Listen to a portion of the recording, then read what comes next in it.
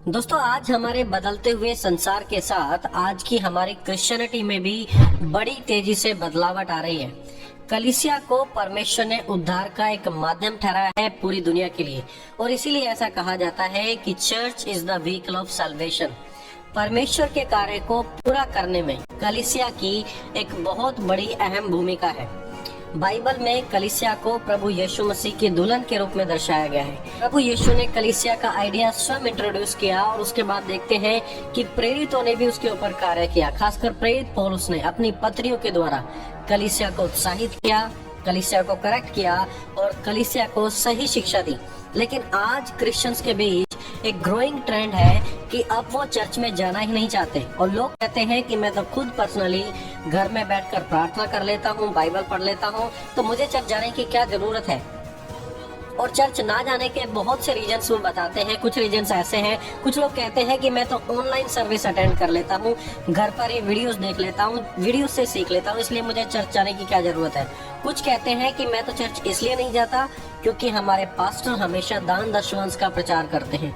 कुछ लोग कहते हैं कि हम चर्च इसलिए नहीं जाते, हमने छोड़ दिया क्योंकि वहाँ के जो बाकी के विश्वासी हैं वो इतने अच्छे नहीं हैं, हम उनसे हर्ट हो गए हैं, इसलिए हमने अब जाना छोड़ दिया।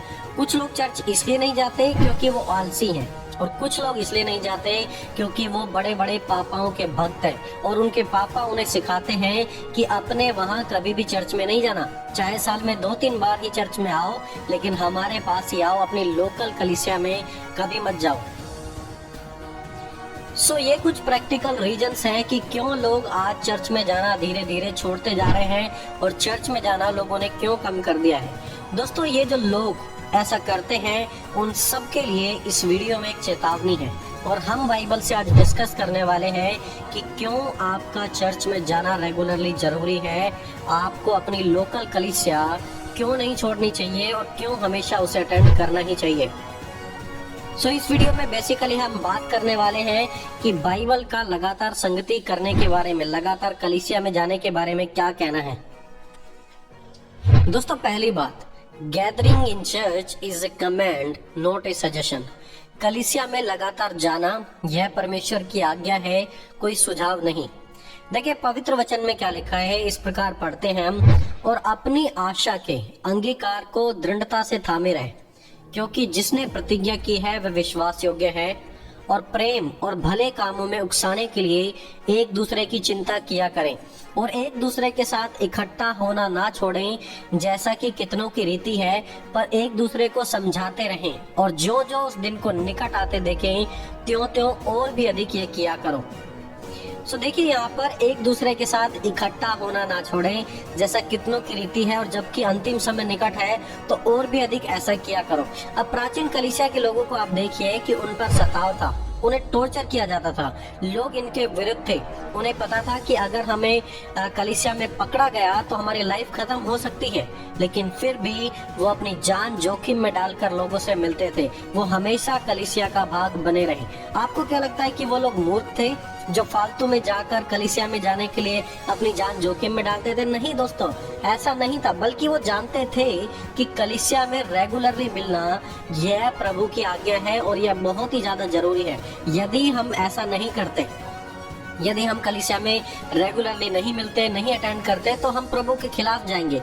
देखिए, प्रेरितों के काम 2 अध्याय में क्या लिखा हुआ है, इस प्रकार पढ़ते हैं हम, और वे प्रेरितों से शिक्षा पाने और संगति रखने में और रोटी तोड़ने में और प्रार्थना करने में लोलीन रहे, और सब लोगों पर भय छा गया, और बहुत से बड़े अद्भुत काम और चिन्ह प्रेरितों के द्वारा प्रकट होते थे, और वे सब विश्वास करने वाले इकट्ठे रहते थे, और उनकी सब वस्तुएं साझे की थी, और वे अपनी अपनी संपत्ति और अपना सामान बेच बेच कर जैसे जिसकी आवश्यकता होती थी बांट दिया करते थे, और वे प्रतिदिन एक मन होकर मंदिर में इकट्ठे होते थे, और घर घर रोटी तोड़ते हुए आनंद और मन की सिधाई से भोजन किया करते थे, और परमेश्वर की स्तुति करते थे, और सब लोग उनसे प्रसन्न थे, और जो उद्धार पाते थे उन सबको प्रभु प्रतिदिन उनमें मिला देता था।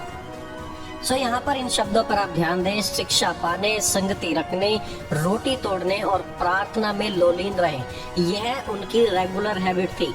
वो साल में या फिर 6 महीने में या फिर जब उनका मन करता था वो तब मिलने नहीं आते थे, बट इट वॉज रेगुलरली, वो रेगुलरली इन चीजों को करते थे। वर्ष 46 में आप देखिए, वे प्रतिदिन मंदिर में एक मन होकर इकट्ठा होते थे।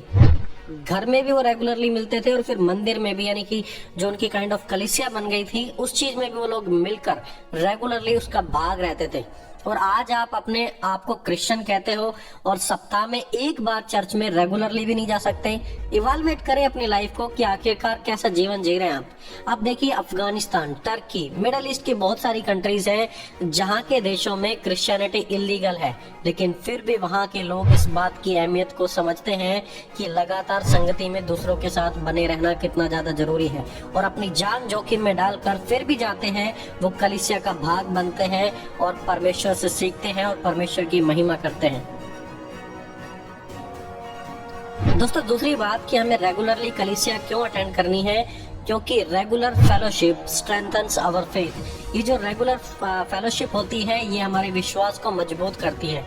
देखिए जब हम कलीसिया में जाते हैं, वहां पर सर्विसेज अटेंड करते हैं, तो वहां पर क्या होता है कलीसिया में, वहां पर हम प्रार्थना करते हैं, हम अपने दिल को परमेश्वर के लिए खोलते हैं, वहाँ पर आराधना की जाती है, याद करते हैं आराधना में कि प्रभु आप कितने महान हैं और मेरे जीवन में आपने कितने अद्भुत काम किए हैं। दूसरे विश्वासियों की गवाहियों को सुनते हैं, टेस्टमनी का टाइम होता है, और उसके द्वारा हम जान पाते हैं कि देखो प्रभु ने कैसे उनके जीवन में काम किया है। उन गवाहियों को सुनकर विश्वास बढ़ता है। राइट, आपके साथ भी ऐसा हुआ होगा। वहाँ पर वचन का समय होता है, कलीसिया में टाइम ऑफ प्रीचिंग, और उससे हम परमेश्वर के बारे में, प्रभु की इच्छा के बारे में, प्रभु के नेचर के बारे में, प्रभु के कामों के बारे में हम जान पाते हैं। Then we also meet and interact with other Christians, हम दूसरे मसीहों से भी मिलते हैं, उनके जीवन से भी सीखते हैं।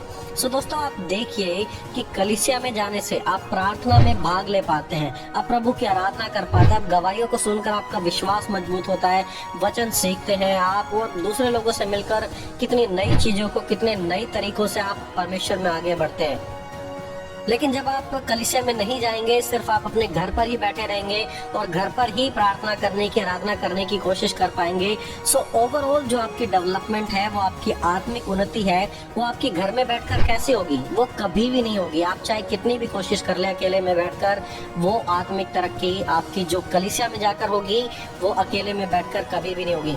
कलीसिया में जाना आपके विश्वास को बहुतायत से बढ़ा देता है, इसलिए कलीसिया में रेगुलरली जरूर जाएं और जाना बंद ना करें। यदि आपने जाना छोड़ दिया है तो जाना स्टार्ट करें, क्योंकि कलीसिया का प्लान परमेश्वर का प्लान है, ये किसी मनुष्य का प्लान नहीं है। ऑफ कोर्स आप अपने घर में भी प्रार्थना करें, फास्टिंग भी करें, लेकिन संगति कभी भी ना छोड़ें। दूसरे मसीहों के साथ प्रार्थना में, फेलोशिप में, कलीसिया में लगातार बेसिस पर मिलते रहिए। दोस्तों तीसरी बात कि कलीसिया में रेगुलरली जाना क्यों जरूरी है, to be equipped for the work of ministry and to exercise your spiritual gifts, परमेश्वर की सेवा में बढ़ने के लिए और अपने आत्मिक दान वरदानों का प्रयोग करने के लिए। देखिए वचन में इस प्रकार लिखा है इफिसियों की पत्री में, और उसने कितनों को भविष्यवक्ता नियुक्त करके और कितनों को सुसमाचार सुनाने वाले नियुक्त करके और कितनों को रखवाले और उपदेशक नियुक्त करके दे दिया, जिससे पवित्र लोग सिद्ध हो जाएं और सेवा का काम किया जाए और मसीह की देह उन्नति पाए। कलीसिया एक वो स्थान है जहां पर आप सेवा के लिए ट्रेंड हो सकते हैं और अपने दान वरदानों से मसीह की देह यानी कि कलीसिया की उन्नति के लिए अपना योगदान दे सकते हैं। पहला कुरिन्थियों उसके 12 अध्याय में प्रेरित पौलुस इसके बारे में लिखते हैं, और प्रेरित पौलुस ने इस प्रकार लिखा है, क्योंकि एक को आत्मा के द्वारा बुद्धि की बातें दी जाती हैं और दूसरे को उसी आत्मा के अनुसार ज्ञान की बातें, और किसी को उसी आत्मा से विश्वास और किसी को उसी एक आत्मा से चंगा करने का वरदान दिया जाता है। फिर किसी को सामर्थ्य के काम करने की शक्ति, और किसी को भविष्यवाणी, और किसी को आत्मा की परख, और किसी को अनेक प्रकार की भाषा, और किसी को भाषाओं का अर्थ बताना। परमेश्वर का आत्मा हर किसी को अलग अलग वरदान देता है, और कलीसिया ही एकमात्र ऐसा स्थान है जहां पर हर कोई अपने स्पिरिचुअल गिफ्ट्स को एक्सरसाइज कर सकता है। अपने आत्मिक वरदानों का प्रयोग हम कलीसिया की बाउंड्री में रहते हुए कर सकते हैं, और उसके द्वारा हर किसी की उन्नति होगी। मान लीजिए आपके पास गिफ्ट है भविष्यवाणी का, और दूसरे किसी के पास गिफ्ट है सामर्थ्य के काम करने का। यदि सब लोग अपने आत्मिक वरदानों को कलीसिया के लिए यूज करेंगे तो कलीसिया में कितनी तरक्की होगी। जो कलीसिया में नए नए लोग आ रहे हैं उनके जीवन में परमेश्वर के द्वारा कैसा प्रभाव पड़ेगा। प्रभु का काम तेजी से होगा, जिंदगियां बदलेंगी वहां पर लोगों की। लेकिन यदि आप कलीसिया में कभी आते ही नहीं है, कलीसिया का भाग ही नहीं है, तो आप कहाँ आत्मिक वरदानों का यूज करेंगे? अपने घर में खाली बैठकर अपने कमरे में यूज करेंगे इस प्रकार? नहीं दोस्तों, ऐसा नहीं होता। और आगे देखिए प्रेरित पौलुस क्या कहते हैं, परंतु अब अंग तो बहुत से हैं, परंतु ध्येय एक ही है। सो देखिए, church is the umbrella under which one can exercise their spiritual gifts. कलीसिया ही एक वो स्थान है जहाँ पर हर एक दान वरदान वाले मसीह के देह के अंतर्गत अपने आत्मिक वरदानों का इस्तेमाल कर सकते हैं। आप अलग से कमरे में बैठकर अकेले में रहकर किसके साथ इन चीजों का इस्तेमाल करेंगे? ये सब चीजें परमेश्वर ने मसीह की देह अर्थात कलीसिया की उन्नति के लिए दी हैं। और यदि आप कलीसिया में जाएंगे ही नहीं तो इन सब चीजों का आपके जीवन में कुछ भी फायदा नहीं होगा। इसलिए कलीसिया में जाना आपका बहुत ही ज्यादा जरूरी है दोस्तों। चौथी बात, we gather together to learn from each other. हम एक दूसरे से सीखने के लिए कलीसिया में रेगुलर बेसिस पे मिलते हैं और मिलना जरूरी है। चलिए पढ़ते हैं हम प्रेरितों के काम उसका 18 अध्याय उसकी 24 से 26 आयत तक। यहाँ पर एक घटना बताई गई है, इस प्रकार लिखा है, अपोलोस नाम एक यहूदी जिसका जन्म सिकंदरिया में हुआ था, जो विद्वान पुरुष था और पवित्र शास्त्र को अच्छी तरह से जानता था, वह एफेसुस में आया। उसने प्रभु के मार्ग की शिक्षा पाई थी और मन लगाकर यीशु के विषय में ठीक ठीक सुनाता और सिखाता था। परंतु वह केवल यूहन्ना के बपतिस्मा की बात जानता था। वह आराधनालय में निडर होकर बोलने लगा, पर प्रिस्किला और अक्विला उसकी बातें सुनकर उसे अपने यहाँ ले गए और परमेश्वर का मार्ग उसको और भी स्पष्ट रूप से बताया। देखिए यहाँ पर एक व्यक्ति था जिसका नाम था अपोलोस, उसके बारे में बताया गया है। वो इंटेलिजेंट था, विद्वान था और वचन को अच्छे से जानता था, लेकिन उसकी एक कमी थी। और वो कमी क्या थी कि वो सिर्फ यूहन्ना के बपतिस्मा के बारे में सिखाता था, आग और आत्मा के बपतिस्मा के बारे में नहीं। वो अभी भी पुरानी वाचा का प्रचार कर रहा था, पुरानी चीजों के बारे में सिखा रहा था। लेकिन जब वो आराधनालय में प्रिस्किला और अक्विला से मिला तो प्रिस्किला और अक्विला ने पर्सनली उसे समझाया और वचन का सत्य उसे सिखाया। तब आप जानते हैं तब क्या हुआ, उसका रिजल्ट क्या है। आगे आयत में हम पढ़ते हैं 27 और 28 में इस प्रकार लिखा है, और जब उसने निश्चय किया कि पार उतरकर अखाया को जाए तो भाइयों ने उसे ढाढ़स देकर चेलों को लिखा कि उससे अच्छी तरह मिले। और उसने पहुंचकर वहां उन लोगों को बड़ी सहायता की जिन्होंने अनुग्रह के कारण विश्वास किया। अपोलोस ने अपनी शक्ति और कौशल के साथ यहूदियों को सार्वजनिक रूप से अभिभूत किया और पवित्र शास्त्र से प्रमाण दे देकर कि यीशु ही मसीह है। पहले जो अपोलोस की अंडरस्टैंडिंग थी वो कमजोर थी, वो बपतिस्मा के बारे में अच्छे से नहीं जानता था, लेकिन अपने प्रचार के दौरान वो दूसरे मसीहों से मिलता है। अक्विला और प्रिस्किला उसे बताते हैं कि अपोलोस तुम बहुत अच्छा काम कर रहे हो, लेकिन ये जो तुम वचन से बता रहे हो ये ऐसा नहीं है, ये चीज ऐसे है। उसे करेक्ट किया गया। और करेक्ट करने के बाद क्या है कि अपोलोस खुद दूसरे स्थानों पर जाता है और बड़े जबरदस्त तरीके से मसीह का कार्य करता है। यदि अपोलोस अपने घर में ही बैठा रहता, कलीसिया में कभी जाता ही नहीं, संगति नहीं करता दूसरे मसीह से, तो दोस्तों मेरा विश्वास है कि कभी भी कोई उसे करेक्ट नहीं कर पाता, क्योंकि किसी को भी उसकी समझ के बारे में पता ही नहीं लगता। कलीसिया में हम इसलिए जाते हैं ताकि हम बढ़ सकें, ताकि जो हमारी समझ है वो एक्सपेंड हो सके। वहाँ पर दूसरे भी लोग होते हैं हमें सिखाने वाले, हम एक दूसरे से सीखते हैं और लगातार हम सीखते रहेंगे। यदि आप घर में बैठे रहेंगे तो आप कभी भी कोई डेवलपमेंट, कोई भी आत्मिक रूप से उन्नति या वचन की नॉलेज में या प्रार्थना में आप कभी भी उन्नति नहीं कर पाएंगे। इसलिए कलीसिया में जरूर जाएं, क्योंकि कलीसिया में we gather together to learn from each other. हम एक दूसरे से सीखते हैं और परमेश्वर में आगे बढ़ते हैं। दोस्तों पांचवी और आखिरी बात कि हमें कलीसिया में रेगुलर बेसिस पे मिलना क्यों जरूरी है, to stay encouraged and to be observed by others, ताकि हम उत्साहित रह सकें और दूसरे हमारे जीवन को देख सकें। इब्रानियों 3 अध्याय उसके 12 से 14 आयत में इस प्रकार लिखा है, हे भाइयों चौकस रहो कि तुम में ऐसा बुरा और अविश्वासी मन ना हो जो जीवते परमेश्वर से दूर हटा ले जाए, वरन जिस दिन तक आज का दिन कहा जाता है हर दिन एक दूसरे को समझाते रहो, ऐसा ना हो कि तुम में से कोई जन पाप के छल में आकर कठोर हो जाए, क्योंकि हम मसीह के भागीदार हुए हैं यदि हम अपने प्रथम भरोसे पर अंत तक दृढ़ता से स्थिर रहें। सो यहाँ पर देखिए जो चीजें मैं हाईलाइट कर रहा हूँ, एक दूसरे को समझाते रहो। ऐसा ना हो कि तुम में से कोई पाप के छल में आकर बहक जाए। हम एक दूसरे की संगति में एक दूसरे से उत्साहित होते हैं और कई बार हमें लगता है कि मेरा जीवन तो ठीक है, मैं तो ठीक चल रहा हूँ, लेकिन दूसरे हमारे जीवन को देखते हैं, हमारे जीवन को ऑब्जर्व करते हैं और तब वो बता सकते हैं कि भाई देखो, आपकी जिंदगी आपको लगता है कि ठीक है, लेकिन मुझे आपकी जिंदगी में ये परेशानी लगी। और यदि हम मिलते ही नहीं है कलीसिया में, रेगुलर बेसिस पे हमारी संगति नहीं है, तो कोई हमारे जीवन को कैसे ऑब्जर्व कर पाएगा? और यदि कोई ऑब्जर्व ही नहीं करेगा तो हम कैसे करेक्ट रह पाएंगे, कैसे हम अपने जीवन में सिद्धता के साथ चल पाएंगे? हम कभी भी नहीं चल पाएंगे। और दोस्तों ये डिसएडवांटेज होती है जब हम कलीसिया का भाग नहीं बनते।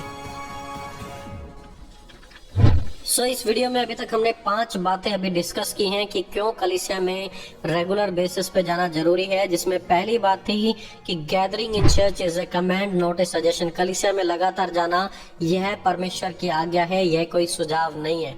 दूसरी चीज हमने डिस्कस की है regular fellowship strengthens our faith. कलीसिया में लगातार बेसिस पे मिलना, कलीसिया में गवाही होती है, आराधना होती है, प्रार्थना होती है, हम एक दूसरे मसीहों से मिलते हैं, इससे ये हमारे विश्वास को मजबूत कर देता है, इसलिए हमें रेगुलरली कलीसिया में मिलना चाहिए। तीसरी बात हमने जानी कि हम सेवा के कार्य के लिए ताकि एक्यूप हो सकें और जो अपने आत्मिक वरदान हैं उनका इस्तेमाल कर सके कलीसिया की उन्नति के लिए। अपने आत्मिक वरदानों का प्रयोग करने के लिए भी कलीसिया हमारे लिए सबसे अच्छी जगह है। चौथी बात हम देखते हैं we gather together to learn from each other. हम मिलते इसलिए हैं कलीसिया में ताकि हम एक दूसरे के साथ सीख सके। जैसे अपोलोस के साथ हुआ और अपोलोस को करेक्ट किया गया, वैसे ही हमारे जीवन में भी प्रोग्रेस होती है। और पांचवी और आखिरी बात जो हमने देखी, ताकि हम उत्साहित रह सकें और दूसरे हमारे जीवन को देख सकें और हमें करेक्ट कर सकें, हमारी कमियों को बता सकें, ताकि हम परमेश्वर के साथ सिद्धता से चल पाएं। एंड दोस्तों आई होप कि मैं आशा करता हूं कि परमेश्वर इस वीडियो के द्वारा आपसे बात करे और आप रेगुलर बेसिस पे अपनी लोकल कलीसिया में जरूर जाएं। नो मैटर कि हो सकता है कई बार प्रॉब्लम्स होती हैं लोगों के साथ, मैं उनके बारे में बात नहीं कर रहा हूँ, लेकिन मेरी बात उन सभी लोगों से है जो सोचते हैं कि घर में रहना ही ठीक है, कलीसिया में ना जाए तो चलेगा। ऐसा कभी भी नहीं है दोस्तों। परमेश्वर आपको समझ दे, परमेश्वर आपको बुद्धि दे। और मिलेंगे जल्दी एक और नए वीडियो के साथ। तब तक आप सभी को जय मसीह की दोस्तों।